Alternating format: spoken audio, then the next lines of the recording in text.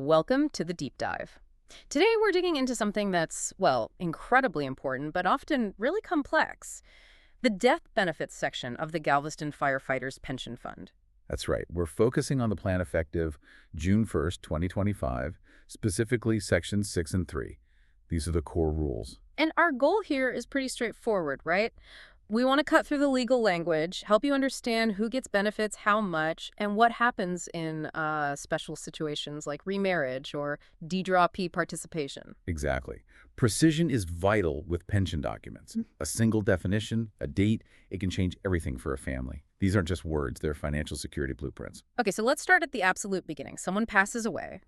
When do the benefit checks actually start arriving? There's got to be some processing time. There is. The general rule laid out in the plan is pretty clear. Payments begin on the last day of the calendar month that follows the month the death occurred. The month after. Okay, so if someone passes in, say, July, the first payment is at the end of August. That's typically how it works. It allows the fund administrators time to verify everything and set up the payments. But what if the firefighter dies before they actually retire? Calculating that first partial month seems like it could be tricky. Yeah, they have a specific rule for that. If death happens before retirement, the beneficiary gets a partial payment for the month of death. It's prorated. They figure out the ratio, number of days from the death date to the end of the month, divided by the total days in that month. Ah, okay. So it's calculated down to the day. That detail matters. Absolutely. All right, now we know when it starts. Let's talk about who. The absolute key definition here seems to be surviving spouse. Definitely.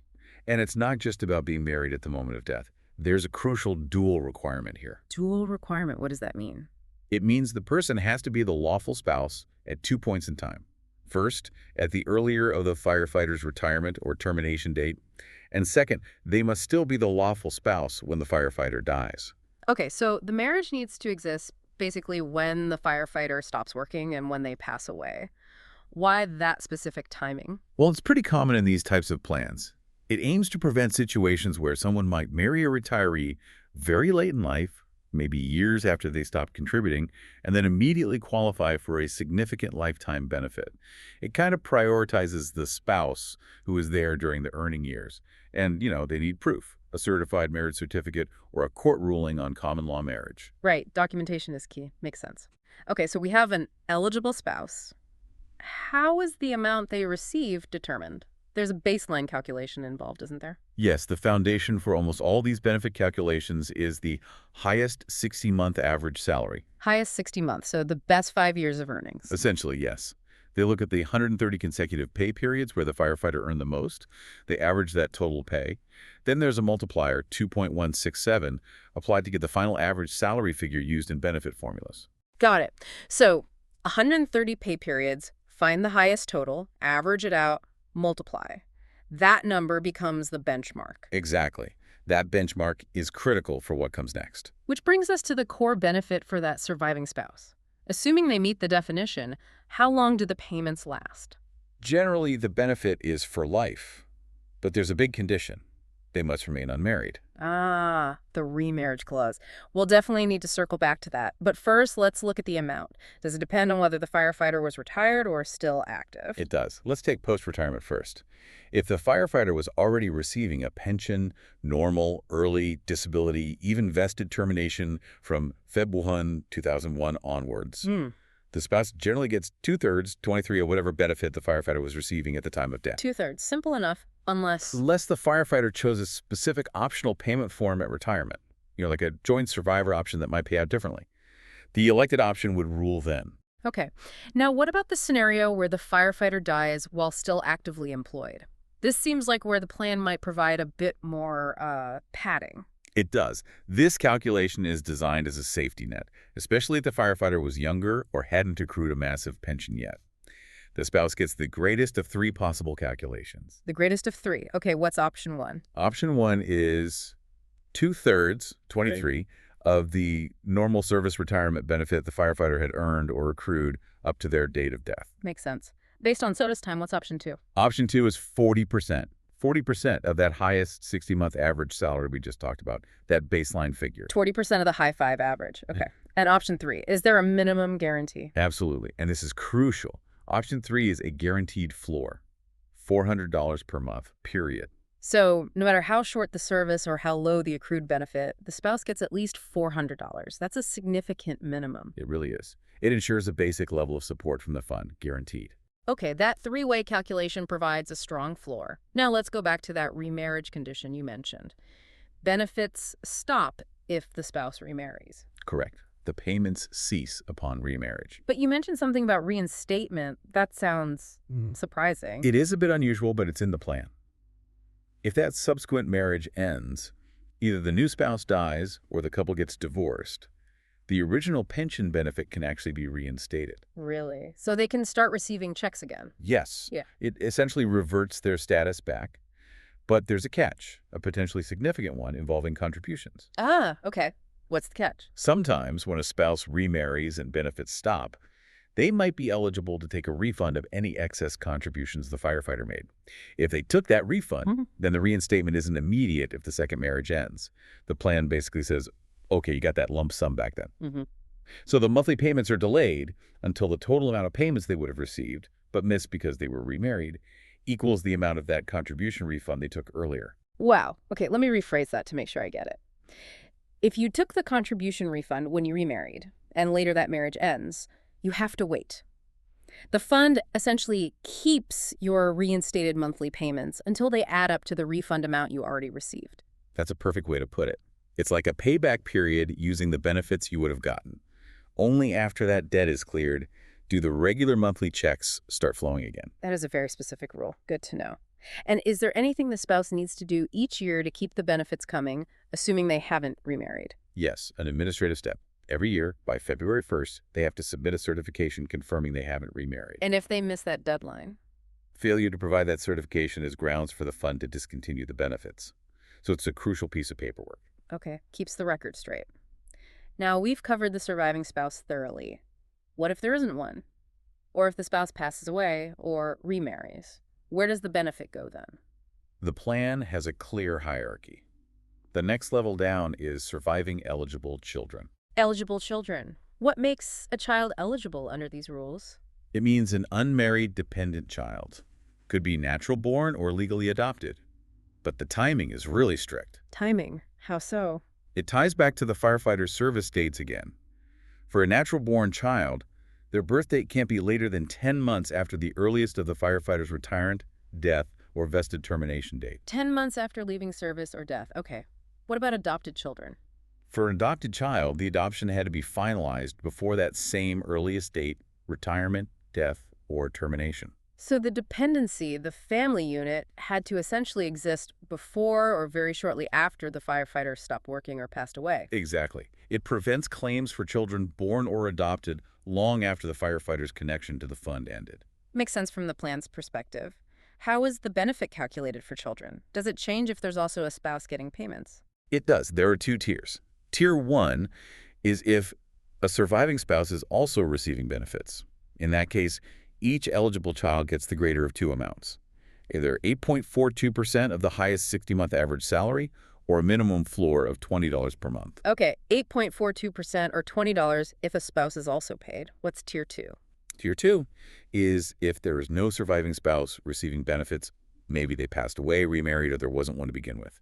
In that case, the child's benefit effectively doubles. It becomes the greater of 16.84% of the highest 60-month average salary or minimum floor of $40 per month. So the child's share increases significantly if they are the primary beneficiary, so to speak. Precisely.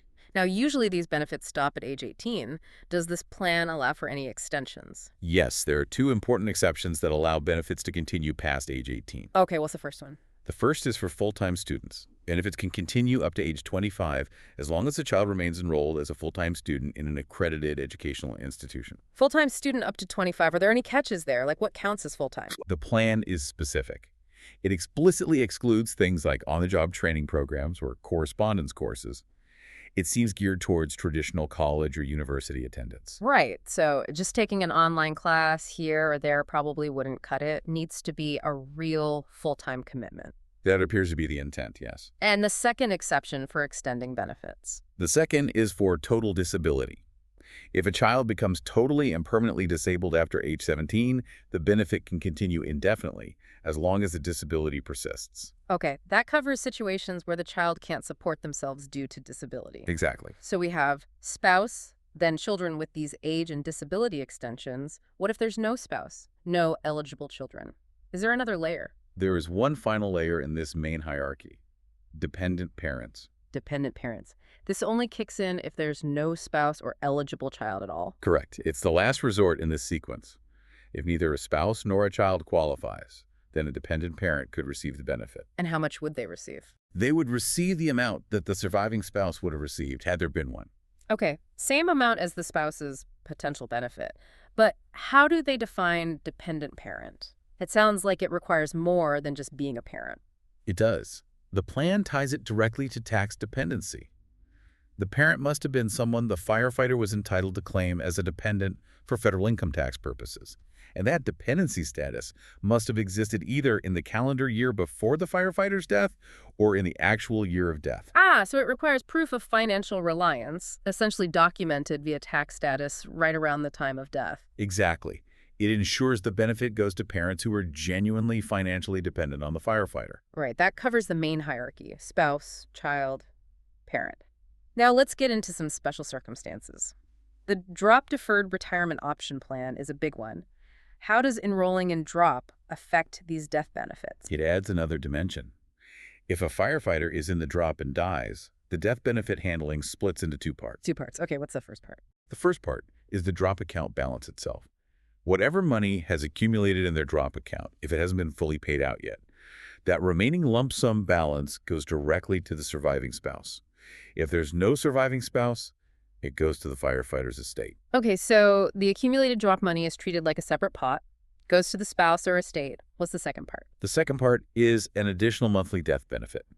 On top of any drop payout, the surviving spouse also receives a monthly check. This check is equal to 2/3 of the monthly retirement benefit amount that was being calculated or set aside as part of their drop participation. So they get the remaining drop balance plus a new monthly payment based on the drop retirement calculation. Correct. And importantly, for that monthly payment, the same hierarchy applies. If there's no spouse, it goes to eligible children. If no children, then to dependent parents. Got it. The standard hierarchy rules apply to the monthly portion of the drop death benefit, too. Yes. Now, with potentially multiple beneficiaries, a spouse, several children, is there a cap? Can the total payout exceed what the firefighter might have received? No, there's a ceiling. The plan includes a maximum benefit limitation. It ensures the total amount paid out to all beneficiaries combined doesn't go over a certain limit. And what is that limit based on? It depends on the firefighter's status at death. For example, if they were already retired, the total death benefits paid, spouse plus children, cannot exceed the actual monthly benefit the firefighter was receiving before they died. Okay, so the fund won't pay out more in death benefits than it was paying in retirement benefits. What happens if the calculated amounts for the spouse and kids do exceed that cap? How are the payments reduced? They use what's called a pro rata reduction. It's designed to be fair. If the total calculated benefits exceed the maximum allowed, the benefit for the spouse and the benefit for each child are all reduced by the exact same percentage. They keep reducing by that same percentage until the total payout fits under the cap. Okay, so everyone takes the same proportional hit. But what happens later, say, if one of the children ages out or is no longer eligible? Does everyone else's payment stay reduced? No, it adjusts. If a beneficiary's payment stops like a child turns 25 and is no longer a student, the fund recalculates. The benefits for the remaining beneficiaries, like the spouse and any younger children, are then increased back up, again proportionally, to ensure they receive the maximum possible share allowed under the overall cap. So the fund doesn't just pocket the savings, it redistributes it to the remaining eligible people. Correct. It maximizes the payout within the limit at all times. Okay, we've gone through spouse, children, parents, DROP, and the maximum limits. What if, after all that, there's literally no one entitled to a monthly benefit? Is the firefighter's contribution just lost? No, there's one final backstop, the refund of contributions. If absolutely no one, no surviving spouse, no eligible child, no dependent parent qualifies for a monthly benefit, then the firefighter's estate gets a refund. A refund of what exactly? It's a refund equal to the firefighter's total contributions to the fund, plus any interest earned before 1999, minus any retirement or other benefits that might have already been paid out during their lifetime. So it ensures that, at a minimum, the money the firefighter personally put in, plus some old interest, comes back to their estate if no dependents qualify for ongoing payments. Precisely. It guarantees their investment isn't just forfeited to the fund. Wow. Okay, wrapping this up, this deep dive really shows the incredible level of detail and sort of tiered protection built into this plan document. From guaranteeing that minimum $400 for an active member spouse to the specific rules about student extensions, remarriage, reinstatements, it covers a lot of ground. It really does. It's a complex structure, but it's clearly designed to provide security across many different life scenarios, tying benefits back to service and dependency in very specific ways. So thinking about the big picture, all these specific rules, percentages, definitions, what's the underlying principle holding it all together? Well, it's interesting. If you look near the end of the plan document, often in the compliance or administrative sections, you'll almost always find language stating that all benefits, including these death benefits, are deemed not to exceed the limits set by the Internal Revenue Code, specifically Code Section 415, the defined benefit dollar limitation. Section 415, that sounds like federal tax law stuff. It is. It's the section of the tax code that puts limits on how much can be paid out from qualified retirement plans like this pension fund. Every calculation we discussed, every minimum floor, every maximum cap, every definition, it's all carefully threaded, not just for fairness to beneficiaries, but to ensure the entire plan complies with these federal regulations. So compliance with tax law is sort of the bedrock that allows the whole pension system to operate legally and offer tax advantages. Exactly. That compliance is fundamental. It's what allows contributions to grow tax deferred and ensures the fund maintains its qualified status. So thinking about how these very specific benefit rules connect directly to broad federal tax policy, well, that's a fascinating intersection to consider. It underpins the whole structure,